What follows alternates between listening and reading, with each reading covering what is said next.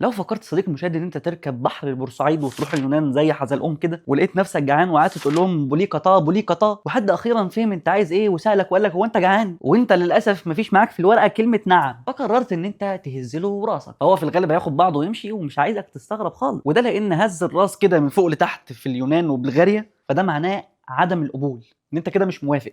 والكباتن ما كفايه سفر بقى احسن انا تعبت. هو ما فيش حاجه على ام الدنيا خالص؟ لا لا لا، ازاي؟ طبعا في. بينما في جميع دول العالم التواصل البصري يعتبر امر رائع جدا وبيدل على الاعجاب المتبادل وبيخليك تفهم الشخصيه اللي قدامك اكتر، فهو عندنا في دول الشرق الاوسط يعتبر مصيبه. فلو فكرت وانت قاعد في مكان او وانت ماشي في الشارع تبص لحد في عينه فانت هنا كانك بتتحداه، ولو الشخص ده مقطع السمكه وديلها هيبهدلك، وانا يعني اعتقد ان انت مش وش البهدله دي. ابو الكباتن ما ترجعنا استراليا تاني كده من فضلك. ايه رايك بقى نطلع البرتغال؟ ايوه بقى بلد الدون كريستيانو. نفترض ان انت معزوم عند حماتك البرتغاليه في البرتغال وقررت ان انت تسحب ودنك كده اهو، فده معناه ان الاكل عجبك. بينما بقى لو قررت ان انت تعمل نفس الحركه عند حماتك الايطاليه فانت كده كانك عايز تتحقق حضاريا مع حماتك، وحماك هيقوم يحدفك بالبيتزا في وشك، ولو قدامك كوبايه قهوه هيشربها لك من ودانك دي عادي يعني يا ابو الكباتن، ده حتى دلق القهوه خير.